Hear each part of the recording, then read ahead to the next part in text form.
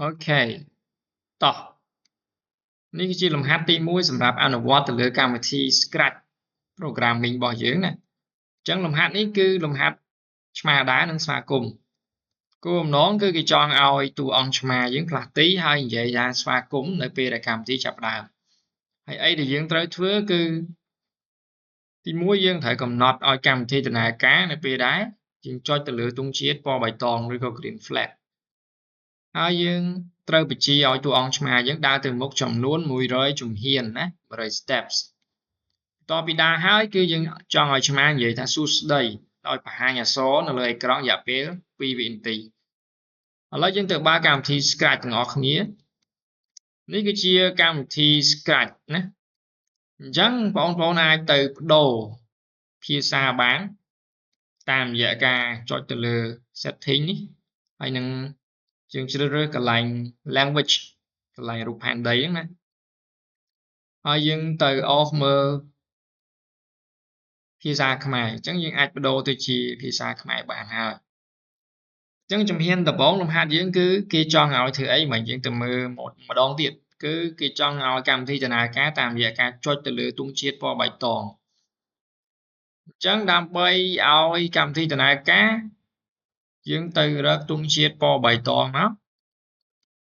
អញ្ចឹងទង់ជាតិពណ៌បៃតងយើងគឺវានៅក្នុងប្លុកកូដមួយឈ្មោះថាព្រឹត្តិការណ៍ណាប្លុកកូដពណ៌លឿង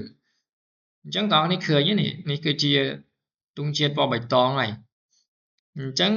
ប្លុកកូដមួយនេះគេដាក់ឈ្មោះថាពេលចុចទង់ជាតិពណ៌បៃតងពេលចុចឲ្យរូបទង់ជាតិពណ៌បៃតងអញ្ចឹងយើងចង់បានអីមិនយើងចង់បានឲ្យឆ្មាយើងហ្នឹងកម្មវិធីឆ្មានិយាយស្វាគមន៍ទៅដែរយើងចង់ឲ្យនៅពេលដែលយើងคลิกលើទង់ជាតិពណ៌បៃតងហើយឆ្មាហ្នឹងផ្លាស់ទី100ជំហានណាទៅមើលលំហាត់យើងមិញវិញណាយើងចង់ឲ្យតួអង្គឆ្មានេះផ្លាស់ទី100ជំហានអញ្ចឹងបងប្អូនត្រូវចាំថាសម្រាប់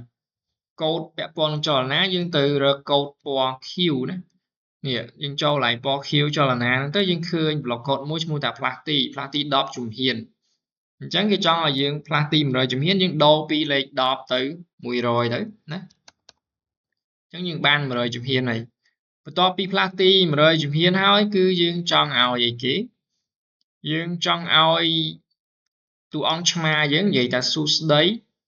យៈពេល2វិនាទី2 second ណាអញ្ចឹងដើម្បីឲ្យនិយាយបានគឺយើងទៅចូលកន្លែងប្លុកកូដពណ៌រាងស្វាយនេះពណ៌ស្វាយហើយយើងទាញប្លុកកូដខាងលើគេនេះមកណា